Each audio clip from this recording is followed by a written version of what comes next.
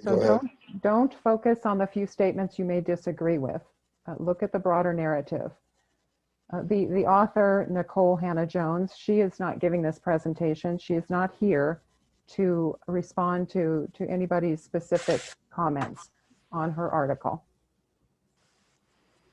Sit back, have an open mind, and listen to the end. Don't decide halfway through that you're done and you disagree. Please stay with an open mind all the way to the end. I will have 3 questions for you at the end to kind of provide some structured discussion. So I'm giving you these questions ahead of time. If you have a piece of paper, you can write these down. As I'm giving the presentation, I'd like you to think about these questions and start answering them in your mind. Do you agree or disagree for the most part with this narrative? And in parentheses, I put for the most part. I want you to consider the percentage of this narrative that you agree or disagree with. You may disagree with a couple statements. Then that probably means for the most part, you agree with the narrative.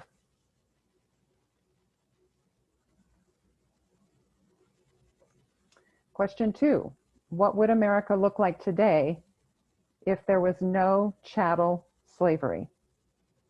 We'll discuss what chattel slavery means in the presentation, but basically it's a permanent slavery. You cannot, it never ends for you. You can't get out of it, and it's passed on to your ancestors. So imagine an America, what America would look like if this never existed. And the last question, number 3, what would America look like today if the Reconstruction era gains lasted for all races? I will point out in the presentation that all the amendments that were passed during the Reconstruction era after the Civil War, they did not last. So imagine what would America look like if they did for all races.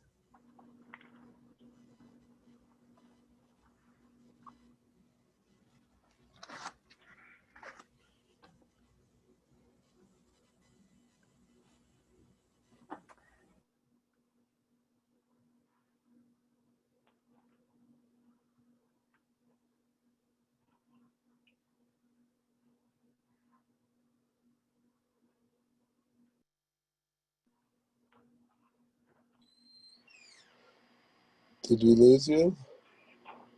Can you hear me? Now we can. I think you lost it for a minute.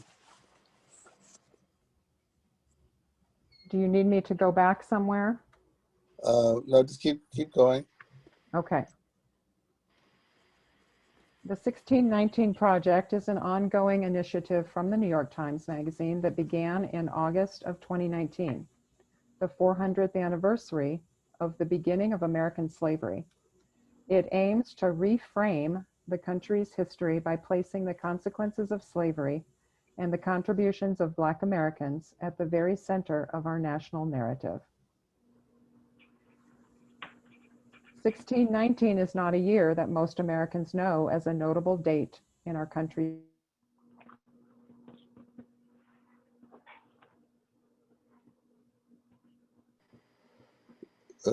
We lost you again. You there?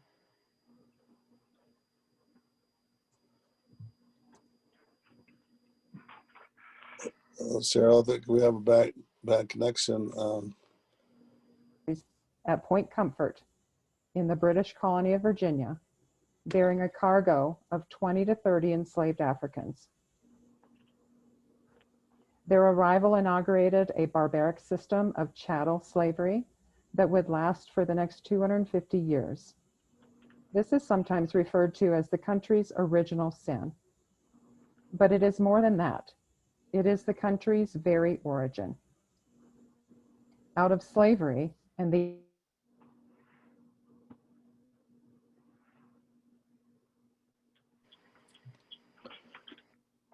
Cheryl, we lost you again. Cheryl, can you hear me? Popular music. Oh, Cheryl, could Yes. you went out for about 30 seconds. Can you back up a little bit? Okay, that's not supposed to happen with my Microsoft operating system. Yeah. You might need to call in with your phone. Okay, I may need to. Give me a second here, guys. I'm going to stop share and then share again.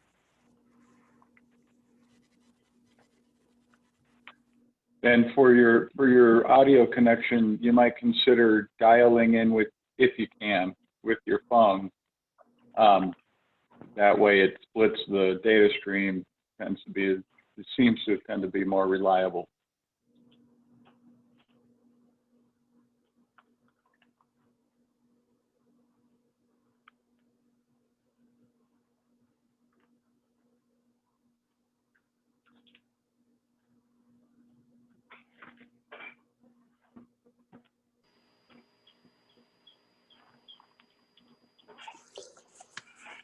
Yeah.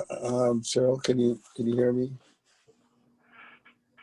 I think we kind of lost you. Uh-oh.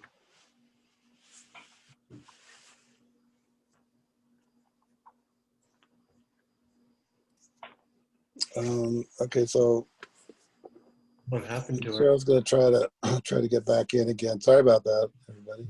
Does anybody know how to tap dance or and any song and dance routines? Or I can see Cheryl now. Yep, she's back. Her face is, but not her voice. Okay, do you hear me? yes, Talk about a speaker's worst nightmare. yeah, dear. Okay, I'm going to try screen sharing again. This is supposed to make our life easier. Yeah. Okay, now it looks better. The screen sharing didn't look right last time.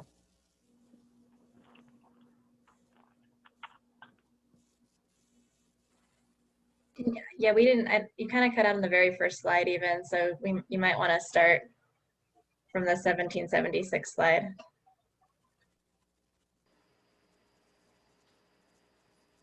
This one? Yeah, it's good.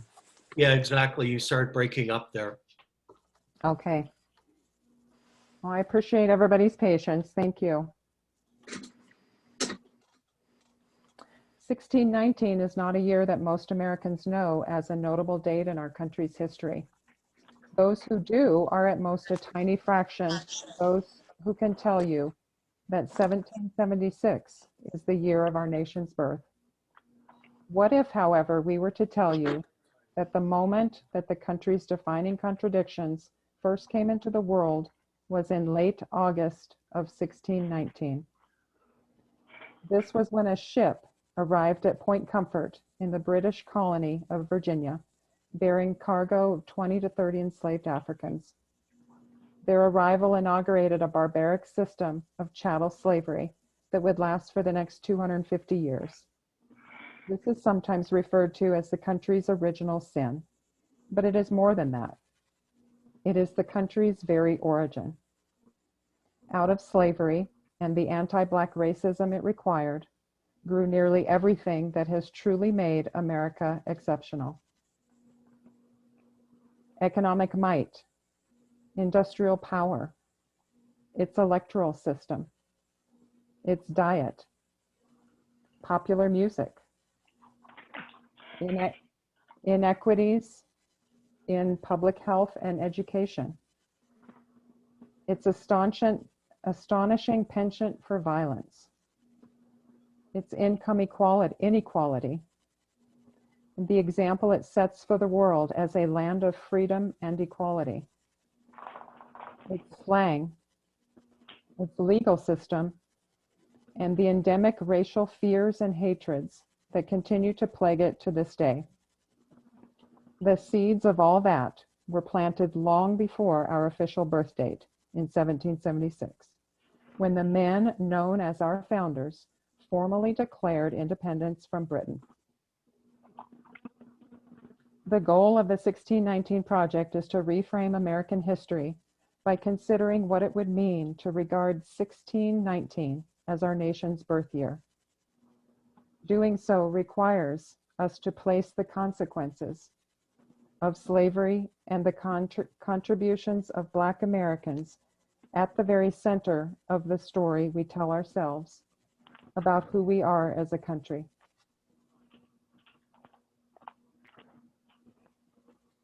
Again, this is by Jake Silverstein, editor-in-chief of the New York Times. So that was his preface to Nikole Hannah-Jones' article.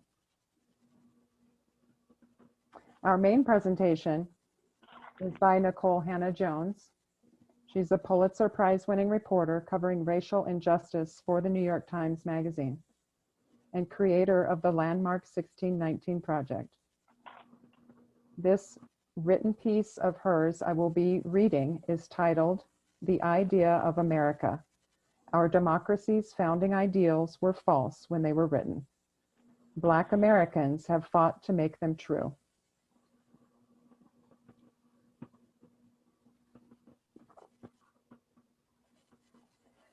In August 1619, just 12 years after the English settled Jamestown, Virginia, 1 year before the Puritans landed at Plymouth Rock, and some 157 years before the English colonists even decided they wanted to form their own country, the Jamestown colonists bought 20 to 30 enslaved Africans from English pirates. The pirates had stolen them from a Portuguese slave ship that had forcibly taken them from what is now the country of Angola. Those men and women who came ashore on that August day were the beginning of American slavery. They were among the 12.5 million Africans who would be kidnapped from their homes and brought in chains across the Atlantic Ocean in the largest forced migration in human history until the Second World War. Almost 2 million did not survive the grueling journey, known as the Middle Passage. Before the abolishment of the international slave trade, 400,000 enslaved Africans would be sold into America. Those individuals and their descendants transformed the lands to which they'd been brought into some of the most successful colonies in the British Empire. Through back-breaking labor, they cleared the land across the Southeast. They taught the colonists to grow rice.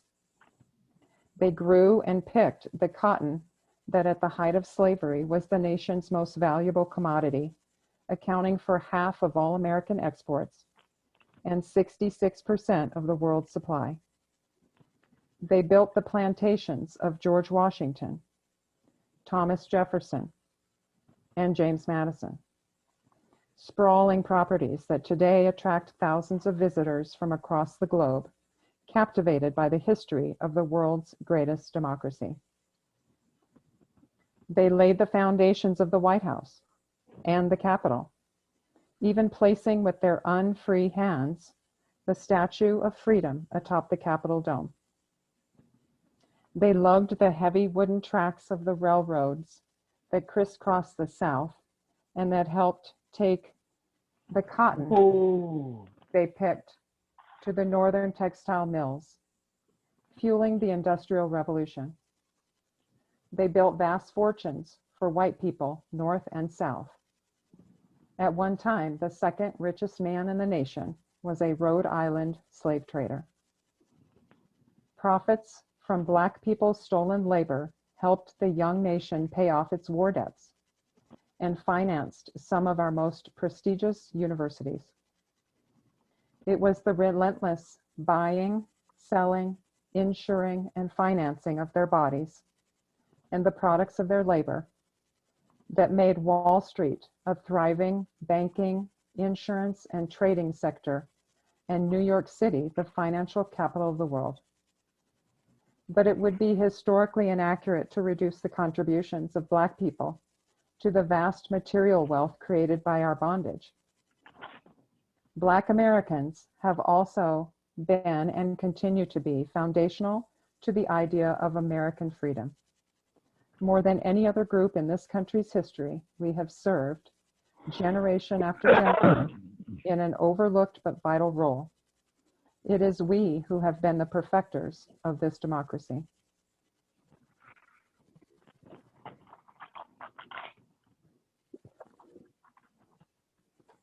The United States is a nation founded on both an ideal and a lie. Our Declaration of Independence, approved on July 4, 1776, proclaims that all men are created equal and endowed by their Creator with certain unalienable rights. But the white men who drafted those words did not believe them to be true for the hundreds of thousands of Black people in their midst. Life, liberty, and the pursuit of happiness did not apply to fully 1/5 of the country. Yet despite being violently denied the freedom and justice promised to all, Black Americans believed fervently in the American creed. Through centuries of Black resistance and protest, we have helped the country live up to its founding ideals. And not only for ourselves. Black rights struggles paved the way for every other rights struggle, including women's rights, gay rights, immigrant rights, and disability rights. Without the idealistic, strenuous, and patriotic efforts of Black Americans, our democracy would most likely look very different. It might not be a democracy at all.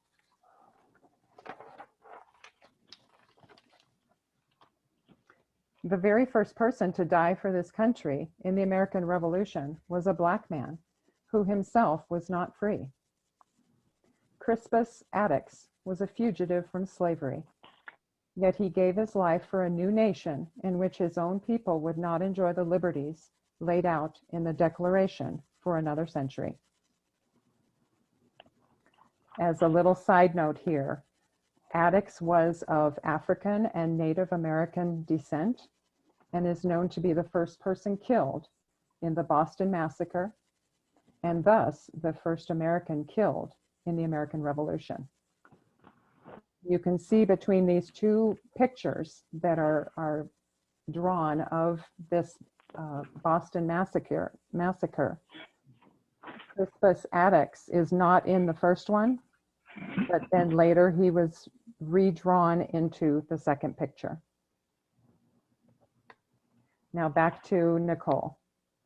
In every war this nation has waged since that first one, Black Americans have fought. Today we are the most likely of all racial groups to serve in the United States military. My father, one of those many Black Americans who answered the call, knew what it would take me years to understand, that the year 1619 is as important to the American story as 1776. That Black Americans, as much as those men cast in alabaster in the nation's capital, are this nation's true founding fathers, and that no people has a greater claim to that flag than us.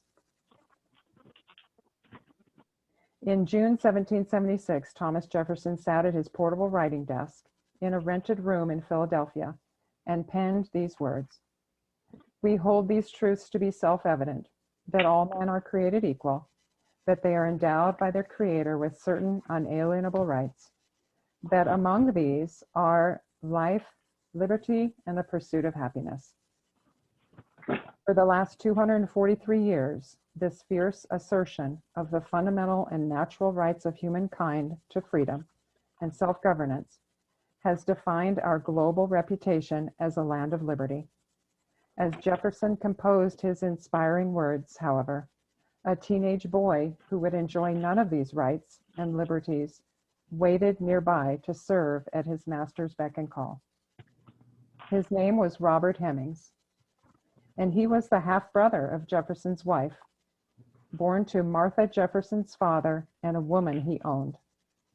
It was common for white enslavers to keep their half-black children in slavery.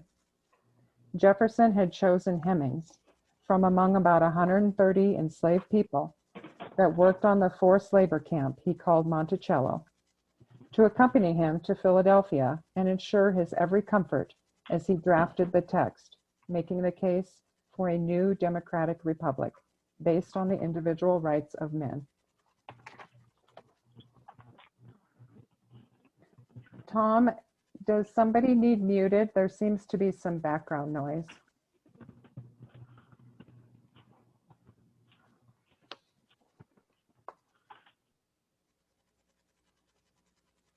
Thank you. At the time, 1/5 of the population within the 13 colonies struggled under a brutal system of slavery, unlike anything that had existed in the world before.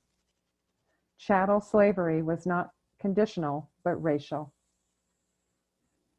And as the slide shows, the definition of chattel slavery is a slave that is an enslaved person who is owned forever and whose children and children's children are automatically enslaved. So this would be different than indentured slavery, which was a type of slavery that could be paid off over time, and then you were no longer a slave. Chattel slavery was not conditional, but racial. It was heritable and permanent, not temporary, meaning generations of Black people were born into it and passed their enslaved status on to their children. Enslaved people were not recognized as human beings, but as property that could be mortgaged, traded, bought, sold, used as collateral, given as a gift, and disposed of violently. Jefferson's fellow white colonists knew that Black people were human beings, but they created a network of laws and customs, astounding for both their precision and cruelty, that ensured that enslaved people would never be treated as such. As the abolitionist William Goodell wrote in 1853, if anything founded on falsehood might be called a science, we might add the system of American slavery to the list of the strict sciences.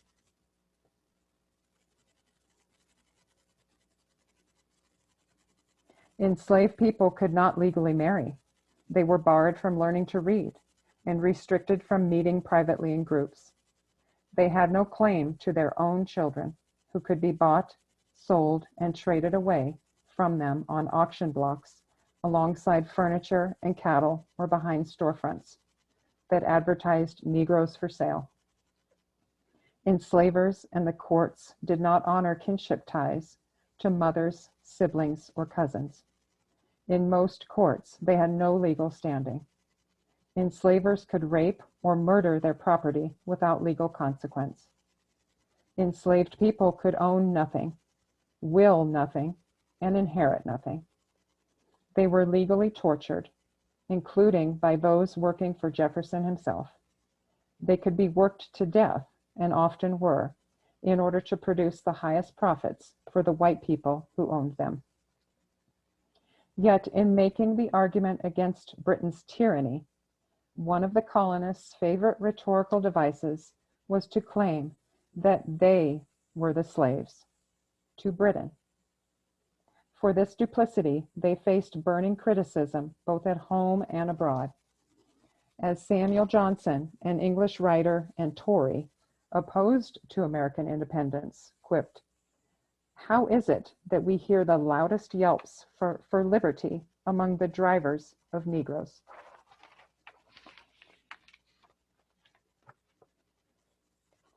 Conveniently left out of our founding mythology is the fact that one of the primary reasons some of the colonists decided to declare their independence from Britain was because they wanted to protect the institution of slavery.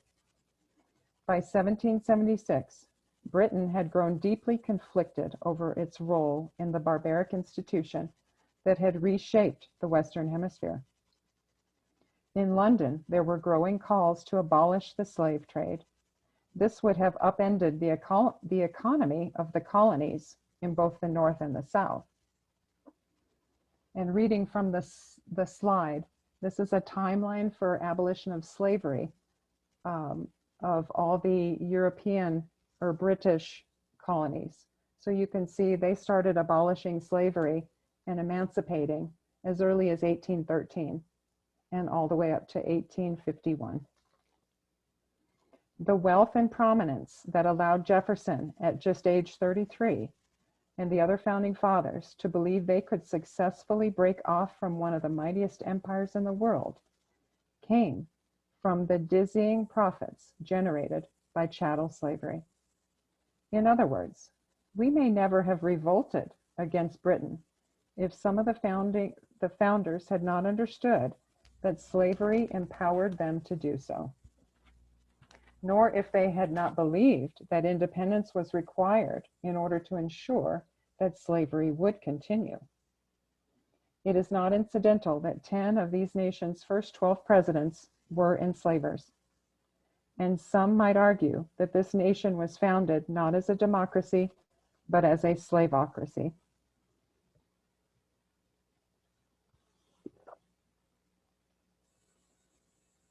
Jefferson and the other founders were keenly aware of this hypocrisy. And so in Jefferson's original draft of the Declaration of Independence, he tried to argue that it wasn't the colonists' fault. Instead, he blamed the King of England for forcing the institution of slavery on the unwilling colonists and called the trafficking in human beings a crime. Yet neither Jefferson nor most of the founders intended to abolish slavery, and in the end, they struck the passage. So here are the deleted words from the Declaration of Independence to King George III. And they read, "He has waged cruel war against human nature itself, violating its most sacred rights of life and liberty in the persons of a distant people who never offended him." And as Nikole has said, that statement there was struck from the Declaration of Independence, so that was not in there. There is no mention of slavery in the final Declaration of Independence.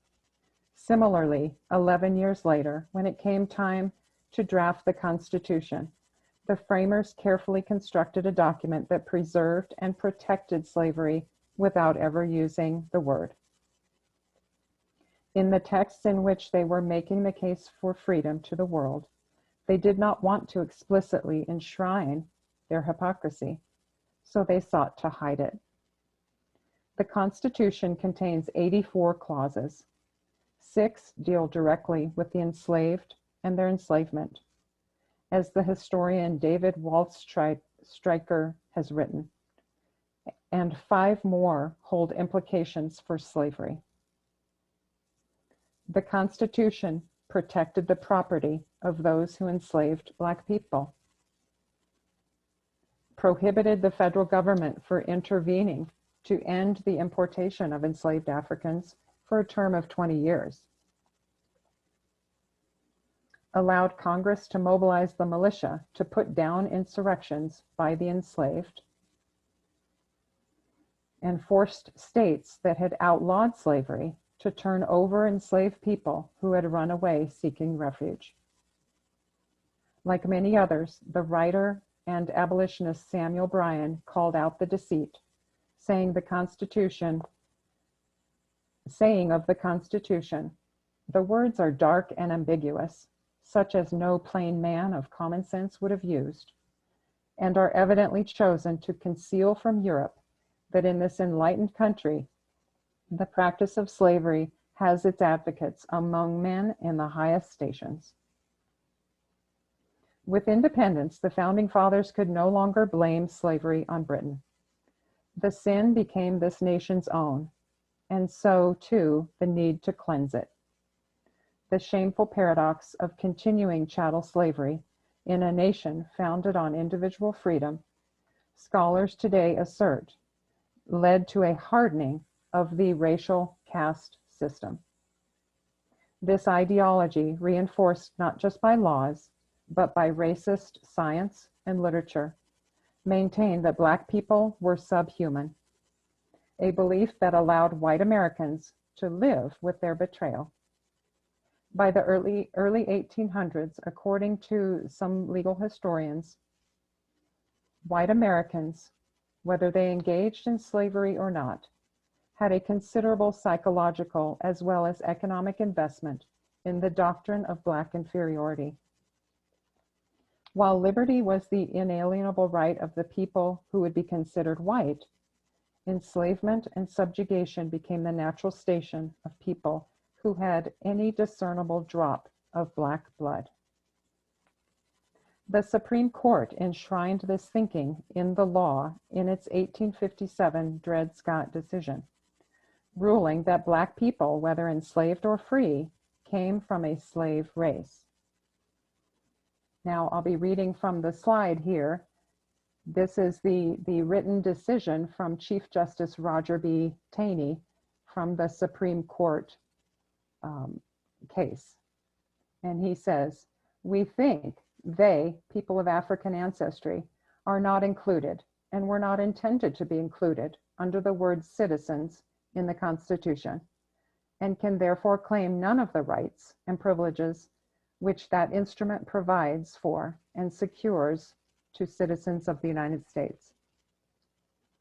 A little background on this Dred Scott v. Sanford case.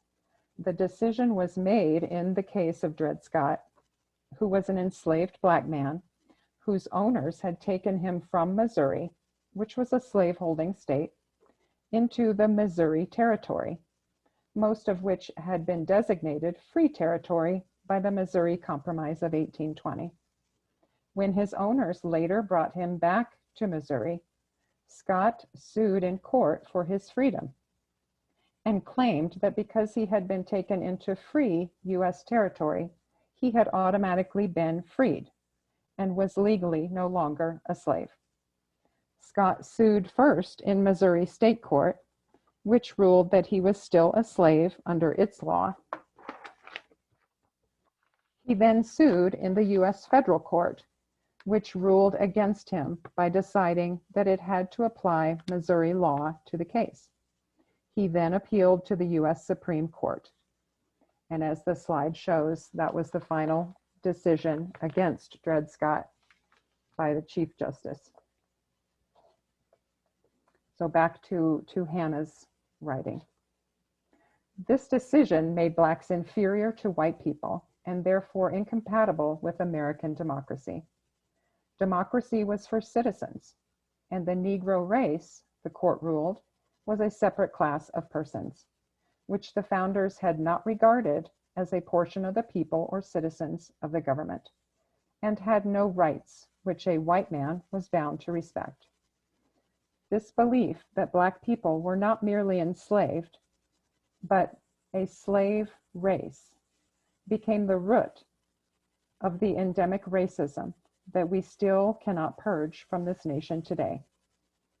If Black people could not ever be citizens, if they were a caste apart from all other humans, then they did not require the rights bestowed by the Constitution.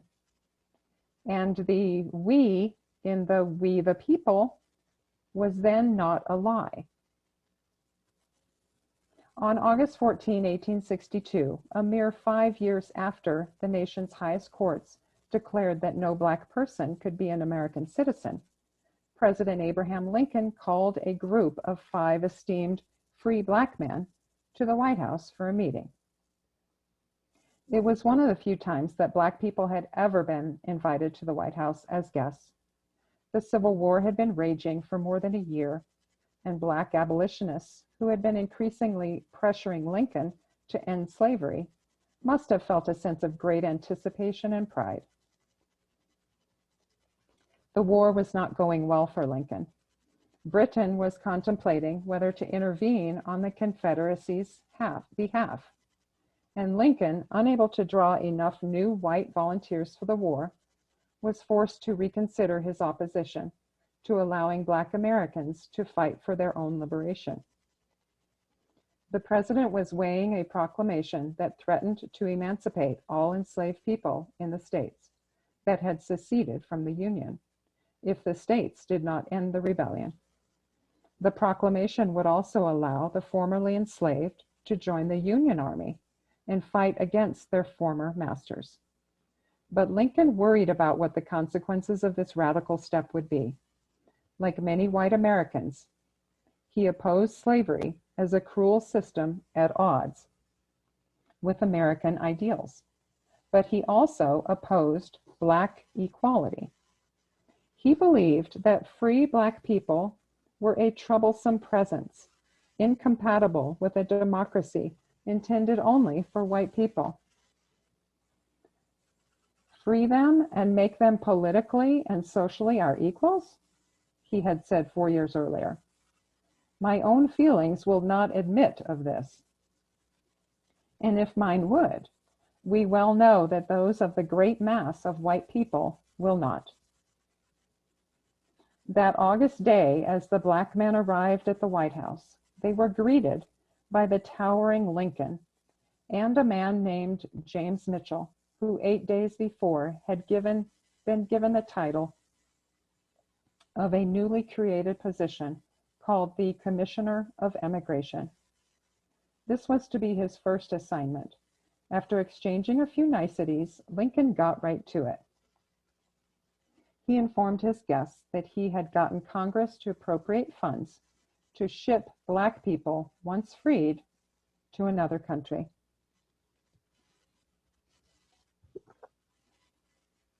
Why should they leave this country? This is perhaps the first question for proper consideration, Lincoln told them. You and we are different races. Your race suffers very greatly, many of them, by living among us, while ours suffer from your presence. In a word, we suffer on each side. You can imagine the heavy silence in that room as the weight of what the president said momentarily stole the breath of these 5 Black men. It was 243 years to the month since the first of their ancestors had arrived on these shores. Before Lincoln's family, long before most of the white people insisting that this was not their country. The Union had not entered the war to end slavery, but to keep the South from splitting off. Yet Black men had signed up to fight. Enslaved people were fleeing their forced labor camps, which we like to call plantations, trying to join the effort, serving as spies, sabotaging Confederates, taking up arms for Lincoln's cause as well as their own. And now Lincoln was blaming them for the war. Although many men engaged on either side do not care for you one way or the other, without the institution of slavery and the colored race as a basis, the war could not have an existence, the president told them. It is better for both of us, therefore, to be separated. As Lincoln closed the remarks, Edward Thomas, the delegation's chairman, informed the president, perhaps curtly, that they would consult on his proposition. Take your full time, Lincoln said. No hurry at all. Nearly 3 years later, after the White House meeting, General Robert E. Lee surrendered at Appomattox. By summer, the Civil War was over, and 4 million Black Americans were suddenly free. Contrary to Lincoln's view, most were not inclined to leave, agreeing with the sentiment of a resolution against Black colonization put forward at a convention of Black leaders in New York some decades before. This is our home, and this is our country. Beneath its sod lies the bones of our fathers. Here we were born, and here we will die. That the formerly enslaved did not take up Lincoln's offer to abandon these lands is an astounding testament to their belief in this nation's founding ideals. As W.E.B. Du Bois wrote, Few men ever worshiped freedom with half such unquestioning faith as did the American Negro for 2 centuries. Black Americans had long called for universal equality and believed, as the abolitionist Martin Delany said, that God has made of one blood all the nations that dwell on the face of the earth. Liberated by war, then, they did not seek vengeance on their oppressors, as Lincoln and so many other white Americans feared. They did the opposite. During this nation's brief period of Reconstruction from 1865 to 1877, formerly enslaved people zealously engaged with the democratic process. With federal troops tempering widespread white violence, Black Southerners started branches of the Equal Rights League, one of the nation's first human rights organizations, to fight discrimination and organize voters. They headed in droves to the polls, where they placed other formerly enslaved people into seats that their enslavers had once held. The South, for the first time in the history of this country, began to resemble a democracy. With Black Americans elected to local, state, and federal offices, some 16 Black men served in Congress, including Hiram Revels of Mississippi, who became the first Black man elected to the Senate. More than 600 Black men served in Southern state legislatures and hundreds more in local positions. Demonstrating just how brief this period would be, Revels, along with Blanche Bruce, would go from being the first Black man elected to the last for nearly 100 years, until Edward Brooke of Massachusetts took office in 1967. These Black officials joined with white Republicans, some who came down from the North, to write the most egalitarian state constitutions the South had ever seen. They helped pass more equitable tax legislation and laws that prohibited discrimination in public transportation, accommodation, and housing.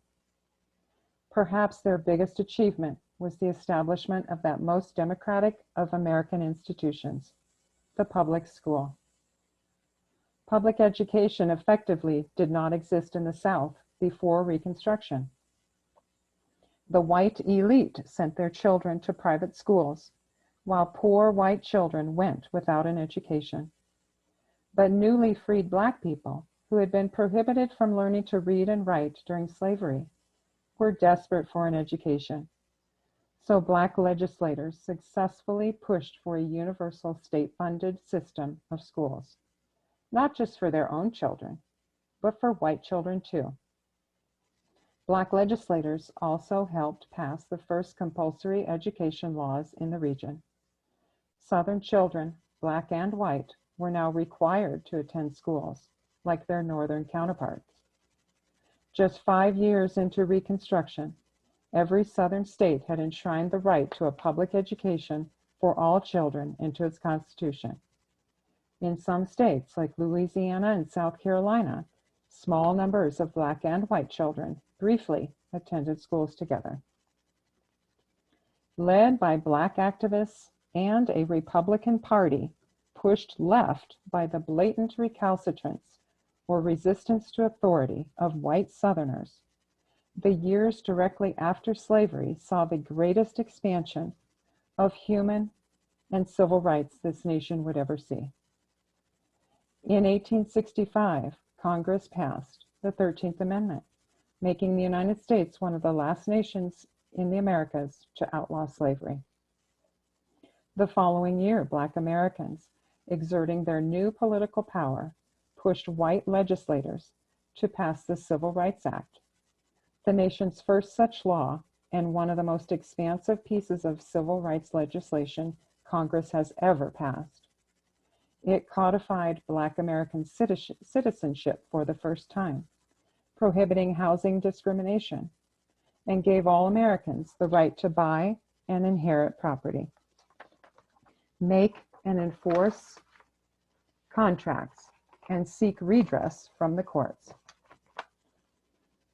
In 1868, Congress ratified the 14th Amendment, ensuring citizenship to any person born in the United States.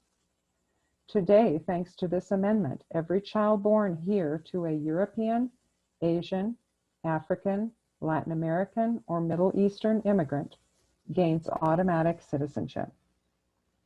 The 14th Amendment also, for the first time, constitutionally guaranteed equal protection under the law. Ever since, nearly all other marginalized groups have used the 14th Amendment in their fights for equality, including the recent successful arguments before the Supreme Court on behalf of same-sex marriage. Finally, in 1870, Congress passed the 15th Amendment, guaranteeing the most critical aspect of democracy and citizenship, the right to vote, to all men, regardless of race, color, or previous condition of servitude. For this fleeting moment known as Reconstruction, the majority in Congress seemed to embrace the idea that out of the ashes of the Civil War, we could create the multiracial democracy that Black Americans envisioned, even if our founding fathers did not. But it would not last. Anti-Black racism runs in the very DNA of this country, as does the belief, so well articulated by Lincoln, that Black people are the obstacle to national unity. The many gains of Reconstruction were met with fierce white resistance throughout the South, including unthinkable violence against the formerly enslaved, wide-scale voter suppression, electoral fraud, and even in some extreme cases, the overthrow of democratically elected biracial governments. Faced with this unrest, the federal government decided that Black people were the cause of the problem, and that for unity's sake, it would leave the white South to its own devices. In 1877, President Rutherford B. Hayes, in order to secure a compromise with Southern Democrats that would grant him the presidency in a contested election, agreed to pull federal troops from the South. With the troops gone, white Southerners quickly went about eradicating the gains of Reconstruction. The systemic white suppression of Black life was so severe that this period between the 1880s and the 1920s and 30s became known as the Great Nadir, or the Second Slavery. Democracy would not return to the South for nearly a century.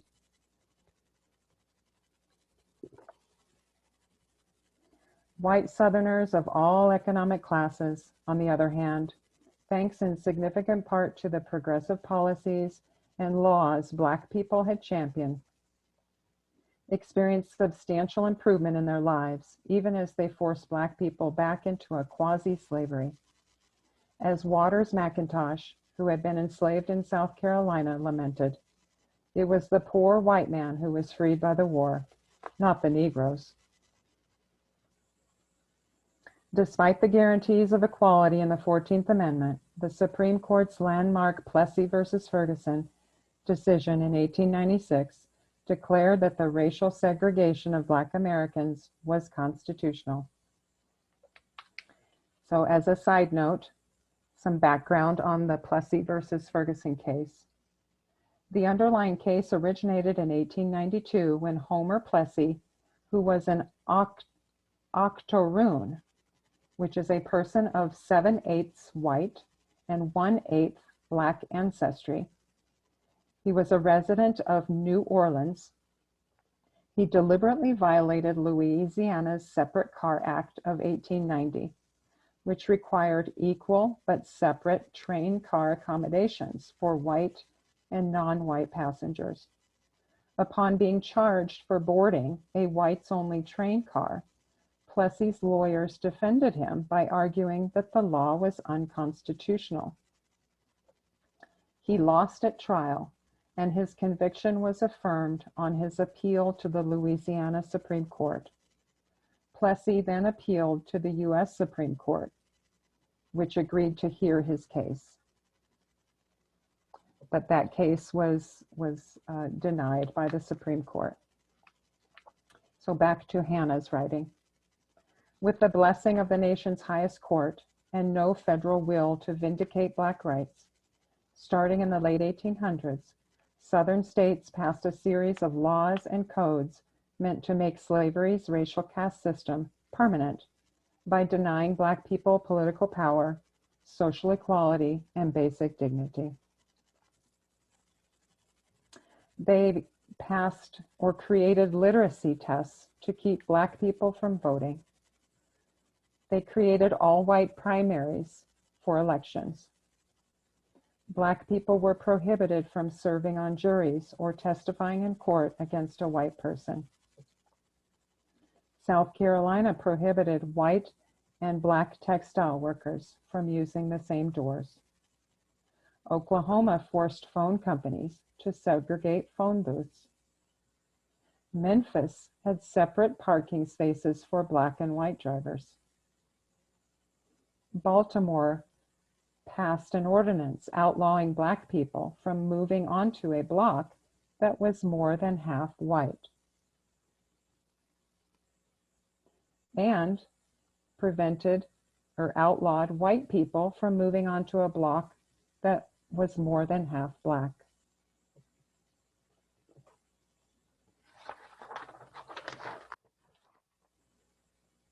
Georgia made it illegal for Black and white people to be buried next to one another in the same cemetery. Alabama barred Black people from using public libraries that their own tax dollars were paying for. Black people were expected to jump off the sidewalk to let white people pass and call all white people by an honorific, though they received none no matter how old they were. In the North, white politicians implemented policies that segregated Black people into slum neighborhoods and into inferior all-Black schools. They operated whites-only public pools and held white and colored days at the country fair. White businesses regularly denied Black people service, placing whites-only signs in their windows. States like California joined Southern states in barring Black people from marrying white people, while local school boards in Illinois and New Jersey mandated segregated schools for Black and white children. In Georgia, a Greyhound bus was carrying Isaac Woodard home to Winnsboro, South Carolina, after serving 4 years in the Army in World War II, where Woodard had earned a battle star. He was given an honorable discharge earlier that day at Camp Gordon and was headed home to meet his wife. When the bus stopped at a small drugstore an hour outside Atlanta, Woodard got into a brief argument with the white driver after asking if he could use the restroom. About half an hour later, the driver stopped again and told Woodard to get off the bus. Crisp in his uniform, Woodard stepped from the stairs and saw the police waiting for him. Before he could speak, one of the officers struck him in his head with a billy club, beating him so badly that he fell unconscious. The blows to Woodard's head were so severe that when he woke in a jail cell the next day, he could not see. The beating occurred just 4.5 hours after his military discharge. At 26, Woodard would never see again. There was nothing unusual about Woodard's horrific maiming. It was part of a wave of systemic violence deployed against Black Americans after Reconstruction in both the North and the South. As the egalitarian spirit of post-Civil War America evaporated under the desire for national reunification, Black Americans, simply by existing, served as a problematic reminder of this nation's failings. White America dealt with this inconvenience by constructing a savagely enforced system of racial apartheid that excluded Black people almost entirely from the mainstream American life. a system so grotesque that Nazi Germany would later take inspiration from it for its own racist policies. This caste system was maintained through wanton racial terrorism. And Black veterans like Woodard, especially those with the audacity to wear their uniform, had since the Civil War been the target of a particular violence. This intensified during the two world wars because white people understood that once Black men had gone abroad and experienced life outside the suffocating racial oppression of America, they were unlikely to quietly return to their subjugation at home. As Senator James K. Vardaman of Mississippi said on the Senate floor during World War I, Black servicemen returning to the South would inevitably lead to disaster. Giving a Black man military airs and sending him to defend the flag would bring him to the conclusion that his political rights must be respected. Many white Americans saw Black men in the uniforms of America's armed services not as patriotic, but as exhibiting a dangerous pride. Hundreds of Black veterans were beaten, maimed, shot, and lynched. We like to call those who lived during World War II the greatest generation, but that allows us to ignore the fact that many of this generation fought for democracy abroad, while brutally suppressing democracy for millions of American citizens.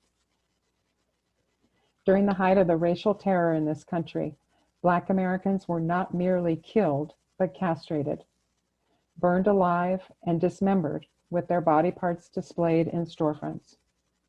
This violence was meant to terrify and control Black people, but perhaps just as important, it served as a psychological balm for white supremacy.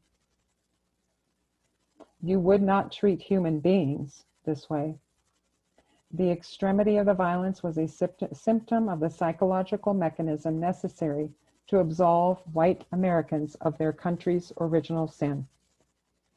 To answer the question of how they could prize liberty abroad while simultaneously denying liberty to an entire race back home, white Americans resorted to the same racist ideology that Jefferson and the framers had used at the nation's founding.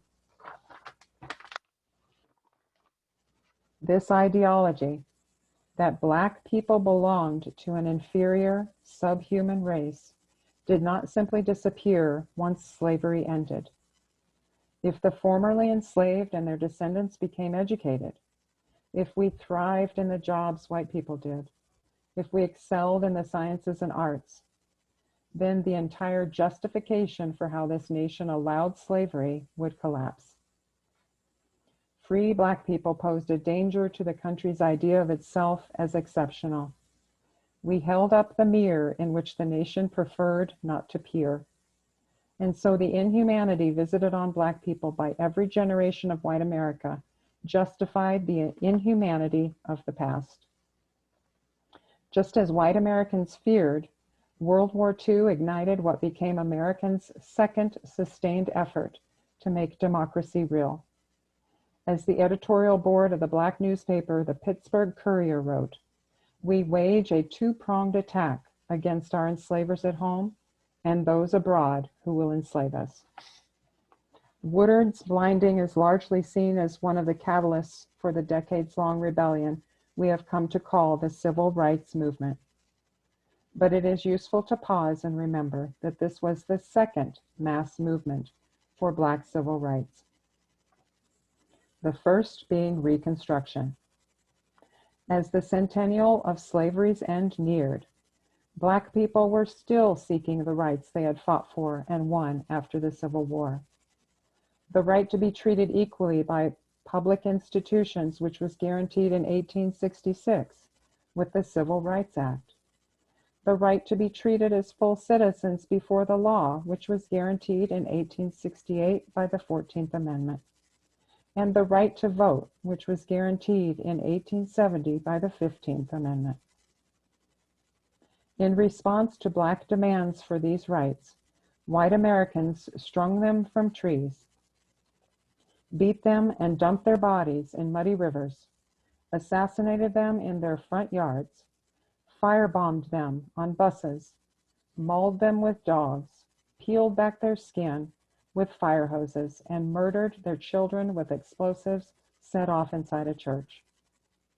For the most part, Black Americans fought back alone, yet we never fought only for ourselves. The bloody freedom struggles of the civil rights movement laid the foundation for every other modern rights struggle. This nation's white founders set up a decidedly undemocratic constitution that excluded women, Native Americans, and Black people, and did not provide the vote or equality for most Americans. But the laws born out of Black resistance guarantee the franchise for all and ban discrimination based not just on race, but on gender, nationality, religion, and ability. It was this civil rights movement, or Second Revolution, Civil Rights Acts 1964, and the Voting Rights Act of 1965 that led to the passage of the Immigration and Nationality Act of 1965, which upended the racist immigration quota system intended to keep this country white. As you can see with the graph on the slide, early in the 1900s, the immigration percent of immigrants kept going down and down and down. And then in 1965, after this Immigration and Nationality Act, it started going up and up and up. And the red portion is the future projected percent. Because of Black Americans, Black and brown immigrants from across the globe are able to come to the United States and live in a country in which legal discrimination is no longer allowed. It is a truly American irony that some Asian Americans, among the groups able to immigrate to the United States because of the Black civil rights struggle, are now suing universities to end programs designed to help the descendants of the enslaved. No one cherishes freedom more than those who have not had it. And to this day, Black Americans, more than any other group, embrace the democratic ideals of a common good. We are the most likely to support programs like universal health care and a higher minimum wage, and to oppose programs that harm the most vulnerable. For instance, Black Americans suffer the most from violent crime, yet we are the most opposed to capital punishment. Our unemployment rate is nearly twice that of white Americans, yet we are still the most likely of all groups to say this nation should take in refugees. The truth is that as much democracy as this nation has today, it has been born on the backs of Black resistance. Our founding fathers may not have actually believed in the ideals they espoused, but Black people did. As one scholar, Joe R. Fegan, put it, enslaved African Americans have been among the foremost freedom fighters in this country has produced. For generations, we have believed in this country with a faith it did not deserve. Black people have seen the worst of America, yet somehow we still believe in its best. They say our people were born on the water.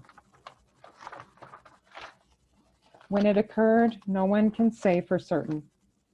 Perhaps it was in the second week or the third, but surely by the fourth, when they had not seen their land or any land for so many days that they lost count. It was after fear had turned to despair, and despair to resignation, and resignation to an abiding understanding. The teal eternity of the Atlantic Ocean had severed them so completely from what once had been their home, that it was as if nothing had ever existed before, as if everything and everyone they cherished had simply vanished from the earth. They were no longer Mbundu or Akan or Fulani. These men and women from many different nations, all shackled together in the suffocating hull of the ship, they were one people now. Just a few months earlier, they had families and farms and lived and lives and dreams. They were free. They had names, of course, but their enslavers did not bother to record them. They had been made black by those people who believed that they were white. And where they were heading, black equaled slave. And slavery in America required turning human beings into property by stripping them of every element that made them individuals. This process was called seasoning, in which people stolen from Western and Central Africa were forced, often through torture, to stop speaking their native tongues and practicing their native religions. But as the sociologist Glenn Bracey wrote, out of the ashes of white denigration, we gave birth to ourselves. For as much as white people tried to pretend, black people were not chattel. And so the process of seasoning, instead of erasing identity, served an opposite purpose. In the void, we forged a new culture of our own. Today, our very manner of speaking recalls the Creole languages that enslaved people innovated in order to communicate both with Africans speaking various dialects and the English-speaking people who enslaved them. Our style of dress, the extra flair, stems back to the desires of enslaved people, shorn of all individuality, to exert their own identity. Enslaved people would wear their hat in a jaunty manner or knot their headscarves intricately. Today's avant-garde nature of black hairstyles and fashion displays a vibrant reflection of enslaved people's determination to feel fully human through self-expression. The improvisational quality of black art and music comes from a culture that, because of constant disruption, could not cling to convention.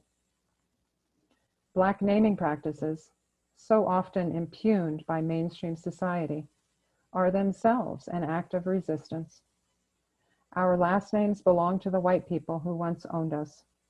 That is why the insistence of many Black Americans, particularly those most marginalized, to give our children names that we create, that are neither European nor from Africa, a place we have never been, is an act of self-determination. When the world listens to quintessential American music, it is our voice they hear. The sorrow songs we sang in the fields to soothe our physical pain and find hope in a freedom we did not expect to know until we died, became American gospel. Amid the devastating violence and poverty of the Mississippi Delta, we birthed jazz and blues. And it was in the deeply impoverished and segregated neighborhoods where white Americans forced the descendants of the enslaved to live that teenagers too poor to buy instruments used old records to create a new music known as hip-hop.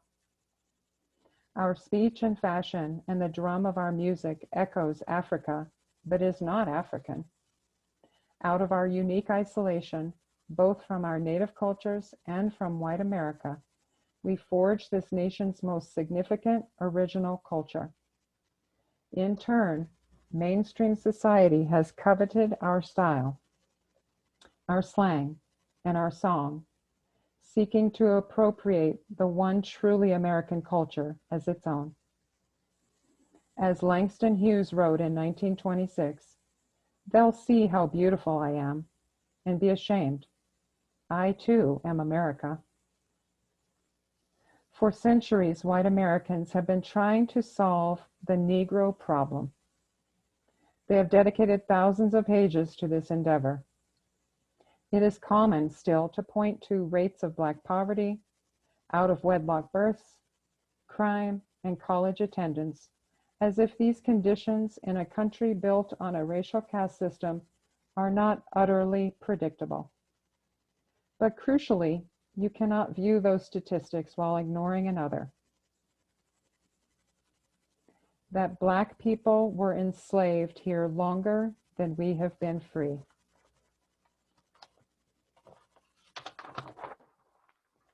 So as the slide shows, Blacks were enslaved from 1619 to 1896. That was 277 years. They have been free since 1896 to present, about 124 years. But they have only been equal since 1964 to present, about 56 years. So when I was young, that flag outside our home never made sense to me. How could this Black man, my father, having seen firsthand the way his country abused Black Americans, how it refused to treat us as full citizens, proudly fly its banner? I didn't understand his patriotism. It deeply embarrassed me. I had been taught in school through cultural osmosis that the flag wasn't really ours, that our history as a people began with enslavement, and that we had contributed little to this great nation. It seemed that the closest thing Black Americans could have to cultural pride was to be found in our vague connection to Africa, a place we had never been. That my dad felt so much honor in being an American felt like a marker of his degradation, his acceptance of our subordination. Like most young people, I thought I understood so much, when in fact I understood so little. My father knew exactly what he was doing when he raised that flag. He knew that our people's contributions to building the richest and most powerful nation in the world were indelible, that the United States simply would not exist without us. At age 43, I am part of the first generation of Black Americans in the history of the United States to be born into a society in which Black people had full rights of citizenship. Black people suffered under slavery for over 250 years. We have been legally free for just only about 50 years. Yet in that briefest of spans, despite continuing to face rampant discrimination, and despite there never having been a genuine effort to redress the wrongs of slavery, in the century of racial apartheid that followed, Black Americans have made astounding progress, not only for ourselves, but also for all Americans. What if America understood finally in this 400th year that we have never been the problem, but the solution? I wish now that I could go back to the younger me and tell her that her people's ancestry started here, on these lands, and to boldly, proudly draw the stars and those stripes of the American flag. We were told once, by virtue of our bondage, that we could never be American. But it was by virtue of our bondage that we became the most American of all. Thank you very much, everybody.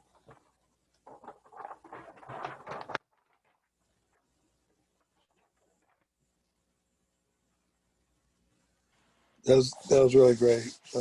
Thank you so much. Does anybody have any questions or comments? I guess we could just go ahead and. Well, as I said before, I have the 3 questions that I hope everybody Okay. wrote down and was able to think about during the presentation. And we won't take forever on these 3 questions. We will allow open discussion after these, but I wanted to focus everybody's discussion initially on these first 3 questions. So for a little bit, if people want to raise their hand or however you want to jump in and answer question number 1, do you agree or disagree for the most part with this narrative? I agree. Agree. Either one. Agree.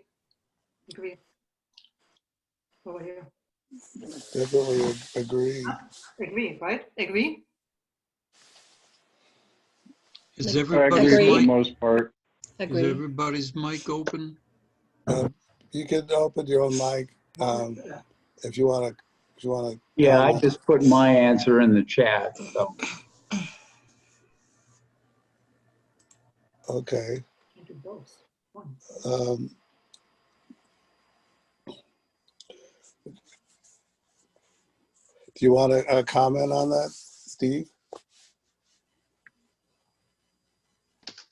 He's muted. I think it's pretty much stands alone. I think slavery was an abomination the world over, and I'm glad it's been largely eradicated. And there's still sort of very small, isolated areas where it's still practiced, although it might not be called chattel slavery.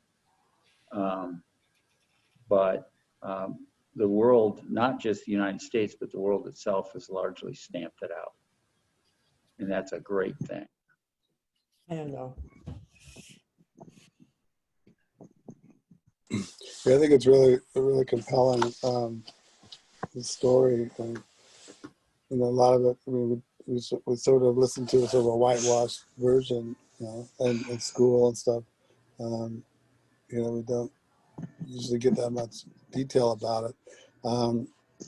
You know, I think some people disagree, you know, with it. But, you know, it's true, and it's sad that that's our heritage.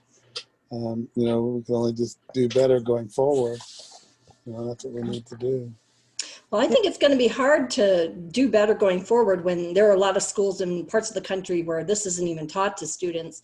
And this, I think it's pretty basic information. This is like the education that a student should be getting in elementary school. I think at the same time, given all the Black Lives Matter support, as well as a lot of kickback, it shows that it's really still going on. It's not taken care of. I mean, it's something we need to address. Yeah. Jerry, you had your hand up. Yeah, I agree with Jeanette. I think this information should be incorporated into historical studies in classrooms. I mean, this is a big gap. There's a lot of things in it that a lot of people don't know. I didn't know everything that was presented. And so it has to be in print. It has to be in accepted textbooks and taught to not only children in elementary school, but also students in high school, maybe even in colleges too. Well, colleges, depending on your program, you know, of course, I went through the sociology program at the bachelor's and master's level. And so you learn a lot more than that and a lot more detail. But I think that this information is just the foundation, the most basic information that all students should be taught. And there should be a more comprehensive education by the time you get into high school. I agree. Yeah, you know, looking at the question of agree or disagree, I mean, I totally agree with the author. And I see why at the end it says a controversial viewpoint, because this is really going against 400 years of white history. So I can see why people aren't loving and embracing this topic, you know? But I think it seems, I mean, at least this introduction that we saw today seems to be well done. So I would like to maybe point out that I'm not sure if I heard of anybody that for the most part disagreed with the narrative. What do you think are the arguments of those outside this group that do disagree with this narrative? What do you think, what are they afraid of? Christina, you have your hand up? Well, I think we have this like notion about history being this objective thing. And so we have this continual history of, you know, kind of very whitewashed history. And so I think, you know, this narrative I see a lot getting framed as this is a biased history, as if the history we learn regularly is not biased. And I think that's something that, we just need to, as a society, overcome this notion that white history is objective when it absolutely is not objective at all. Well, and our society is racist. It's just a racist, there's systemic racism. It's racist from the top to the bottom. And I think a lot of people, like in this group, this is a humanist group, so I think we're maybe less inclined to buy into a lot of racist propaganda that props up a racist system. But I think that's why where the pushback is coming from. Because the fact that this is even controversial is pretty shocking in itself, and indicates the racism that's going on throughout our country. Yeah. Sandon, you have your hand up. So let me, I'm going to be the contrarian here. I mostly agree with the narrative. Let me make that really clear. And it bothered me for a long time. And I look at myself and I wonder what the hell I've done to make anything better for Black Americans. But what propaganda are we in our group subject to then? Because I get really worried when I hear people talking about history books should be this, because then it's like, okay, who gets to decide? I don't know what the logical basis is for designing a history book. I would say it starts with a simple recitation of the facts. And so there are other facts that the narrative doesn't consider, but it's a big topic that you're not going to get through in a 45 minutes to an hour talk. But if we ignore anything on any side, like Hamilton being a founder of the Manumission Society in New York, not owning slaves, but still trying to keep the Union together so that England and France didn't come and pick it apart, because if we hadn't had chattel slavery, maybe we'd be speaking with a British or a French accent. That was some of their worldview, some of their reality. The fact that I don't like Jefferson, like what he did, but that the prick owned slaves and then did not free them after he died. Jesus. So there's my contrarian view.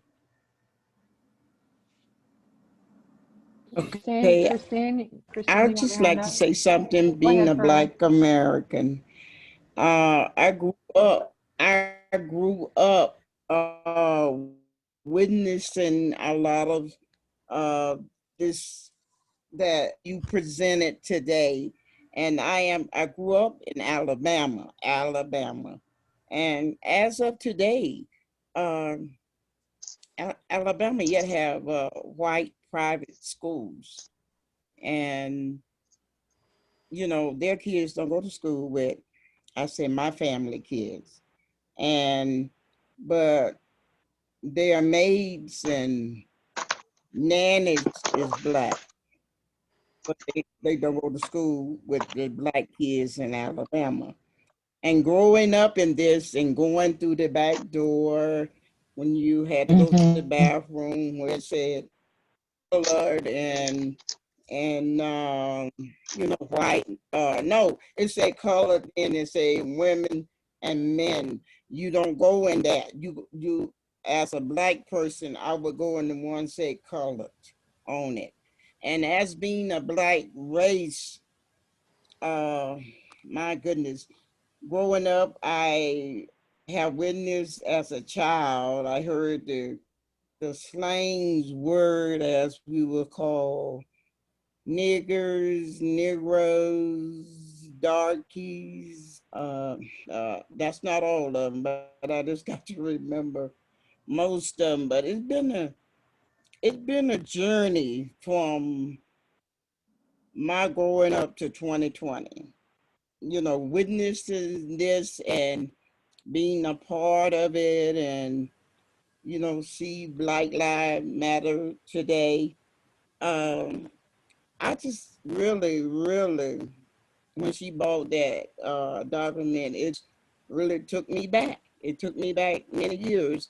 I'm in my late 60s, but in the 60s, and we would go to town. We would witness it. We would witness all of this stuff it just took me back. So I do appreciate it.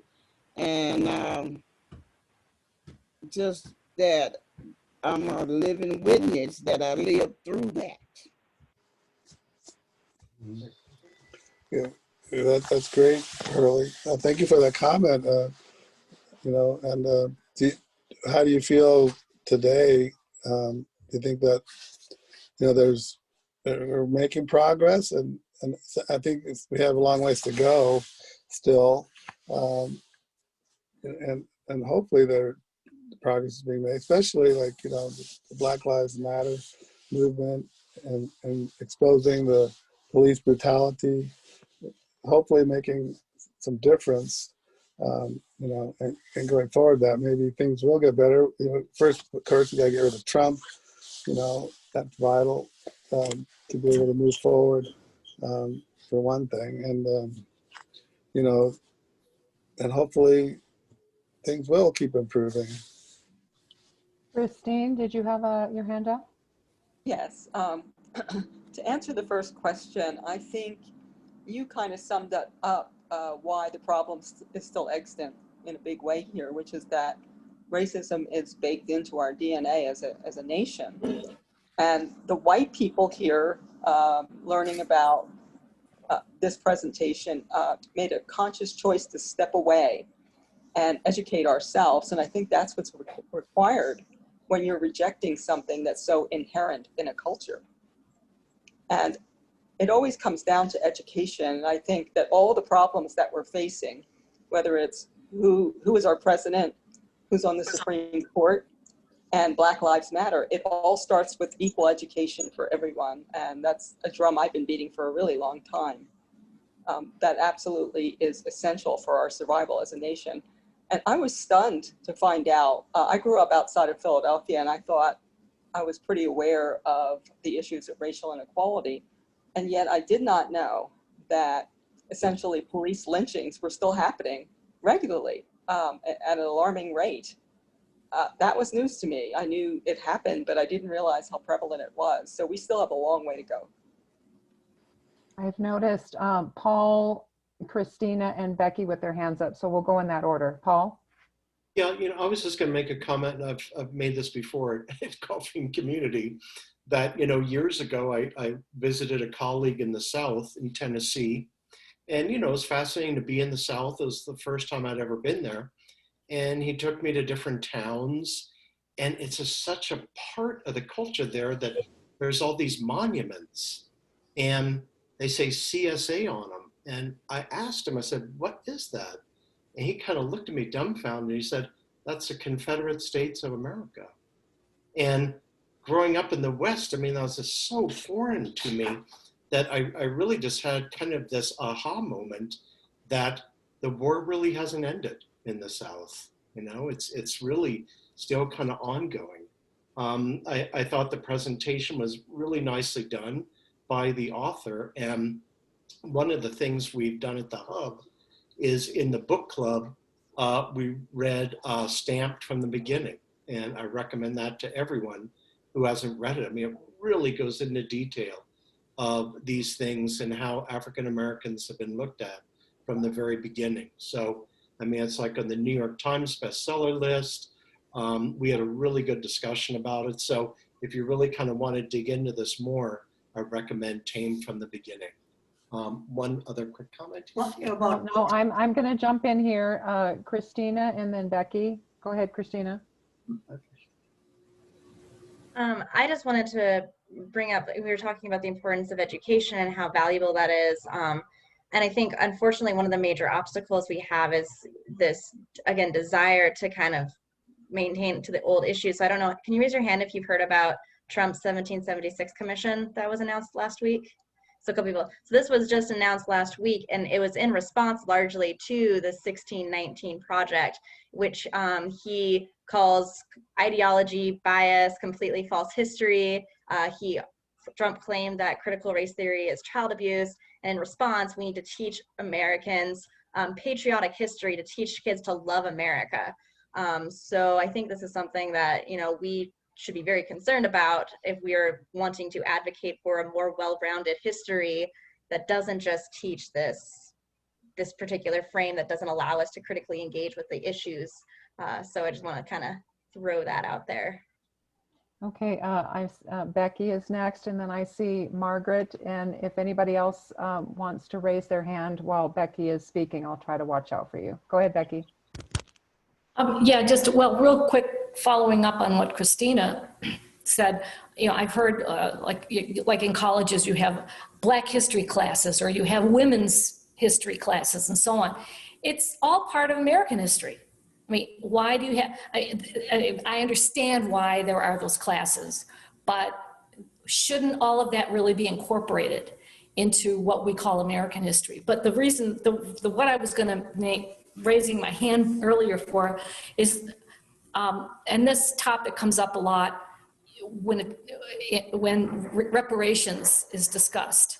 And I mean, reparations is a huge issue. It's complicated. You know, well-meaning people on both sides, or there's multiple sides on reparations. But I think what I'd like to respond to that is that if Black people today are still enduring, you know, the legacy of their ancestors. So, and no, Black people today were not slaves. You hear white people saying, oh, well, my parents, you know, my parents came here in the early 1900s. Why should I be responsible? But as a white person, we have to take that responsibility because we are responsible for the legacy of those white people back to 1619. And they are, if they're our ancestors in a sense, and Black people have to, you know, are dealing today still with the legacy of their ancestors, we have to deal with the legacy of our ancestors. Whether, it doesn't matter when our parents came here. So you hear that argument a lot, you know, oh, you know, my parents, I came here, you know, they came here in 1920 or something. Well, that doesn't matter. So. Thank you, Becky. Yeah. I have Margaret, Steve, Dana, and Sandon. Go ahead, Margaret. Quickly, I tried to jump in when Paul talked about books. In one of my book clubs, I read The Warmth of Other Suns. Have you heard about this? It's unbelievable. It describes the northern movement of African Americans from the south to the northern big cities and their plight. And it's a book that came out about a decade ago, but it's once again on bestseller list. The Warmth of Other Suns, Suns as an S-O-N.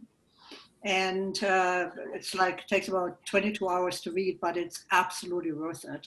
It really describes the plight of the Southern African American families. Another thing I want to bring up is history books. So I was very grateful that Nikole Hannah-Jones put this together because there's nothing like this in American history books. And history books in general are not objective because they're a product of the people who write it at a certain point in time and in a certain culture. So for example, a Russian history book about the Russian Revolution or World War II looks very different than American history about the same topic. So we have to keep this in consideration. And therefore, when I say there's nothing like this in American history books, I can attest to that because I taught junior high history and language arts.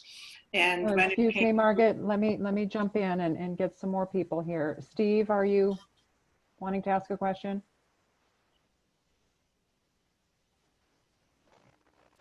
I saw Steve raise his hand earlier. We'll jump to Dana. Dana, do you have a question? More just an observation. I knew a lot kind of resounded with me was when the author mentioned that, you know, this was the first generation of Black people who had been born post-Civil Rights Act, you know, actually free. And I hadn't really, we always think of it as our ancestors did this and that. And, you know, emancipation was in 1865, but not really. But we always tend to think of it as more ancient history than just this is, we're really on, I guess now, the second generation of Black kids born post civil rights, as equal citizens. And we've already had, Obama being the first Black president was actually born just before the Civil Rights Act was passed. So that was kind of interesting to me. It kind of made it seem like things were moving a little faster. So. Thank you, Dana. Sandon? I kind of wanted to kind of, Sheryl, you had asked 3 questions. Do you agree with the narrative? What would the country look like without slavery? And then I can't remember the third. And Becky had spoken a little bit about, well, my white ancestors came here, they were white before this or that. And I don't agree with that. And to riff on a Black economist, Thomas Sowell, the wealth of a people, and maybe even in Adam Smith, the wealth of a people is the ideas in that society's people's head. And by beating the crap out of a bunch of people and enslaving them, you're throwing away a lot of the ideas of your society. So if someone's like, why do we need to not beat people up? It's kind of, I want to look at them and say, well, are you an idiot? You want to throw away all that all those ideas, and your discussion, or the discussion that you read through over and over and over, pointed to the contributions of Black Americans against extreme odds made to a society. Apparently our music is exported international. So apparently they have some good ideas. That's why we don't do it, in my opinion. You don't throw your people away. What would society look like? Respond to that, because you had mentioned my name. All I was saying is that as a white person, for example, my ancestors came here to the US in the late 1800s from different parts of Europe. But so, I still have to be responsible. I'm still responsible. It doesn't matter that my family doesn't go back, or it's not slaveholders. Okay, that's all the point I was saying. Yes, absolutely. Sheryl, if Becky, if we can riff a little bit just back and forth, the reason I'm pushing this narrative is I really want to focus my mind in this group on what are the logic reasons, like literally Aristotelian logic, because this problem, there was patricians and clientelism in Rome. There was the whole Catholic Church thing. It expressed its most heinous form in America. But the problem is pernicious, and it's at all times, and it deals with elitism at all times. We're dealing with elitism. And so instead of saying, well, and I feel it in my bones, I'm sick of it. That's what Black Lives Matter. It's just like, are we still doing this? I'm sick of this. Why do we keep doing this as a country? I'm sick of it. I don't like people being beat up. I don't like it. What am I doing about it? Nothing. Trying to stay alive.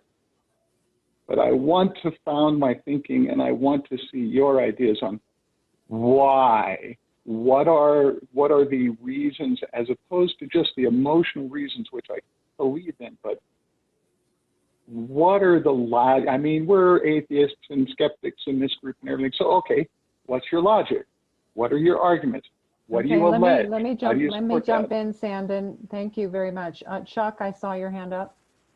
Well, first of all, am I echoing? No. Okay. My ancestors may well have been slave owners. So I can't plead innocence that way. So the question now is, what should we do? Should we, all our white people, be paying $umpteen a month, a year to a fund to go to Black people? I don't know.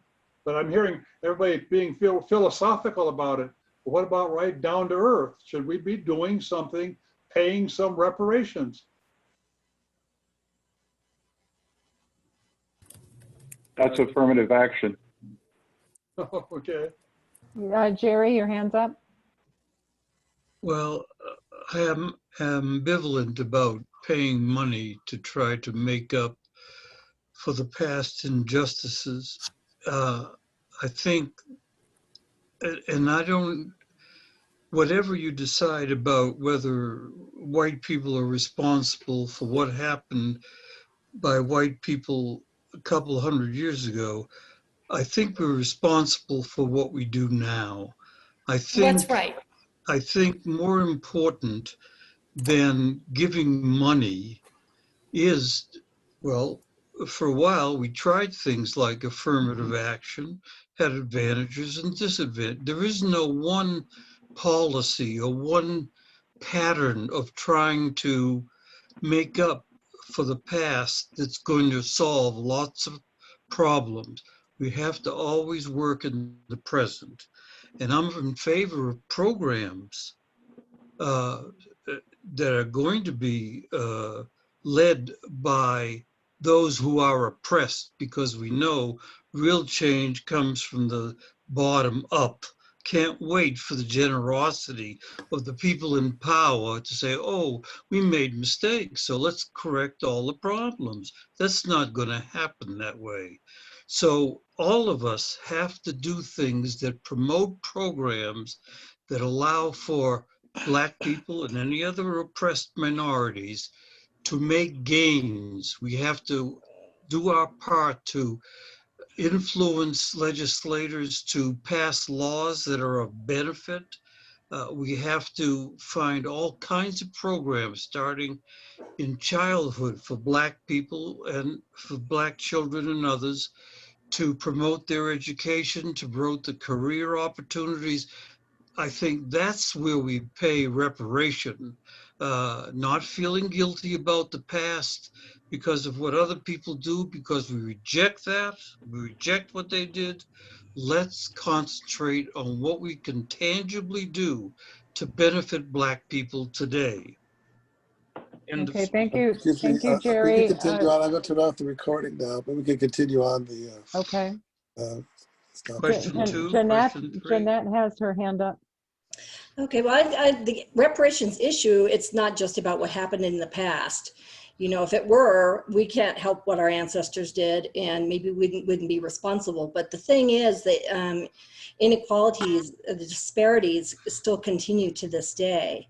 And the economic disparities have been passed down generation after generation after generation and still affect people who are alive today. And so, I mean, it's probably not practical to say, oh, let's just write a big check to everybody who's Black, but we can do something like there's the VA program to help, for example, veterans own homes. There could be some programs like that to help African-American people to get into college, get their kids educated, to buy homes, to make it easier for them, realizing that it's harder for them in the first place, just to try to equalize. And I think also affirmative action, I'm in favor of it. Okay, I did see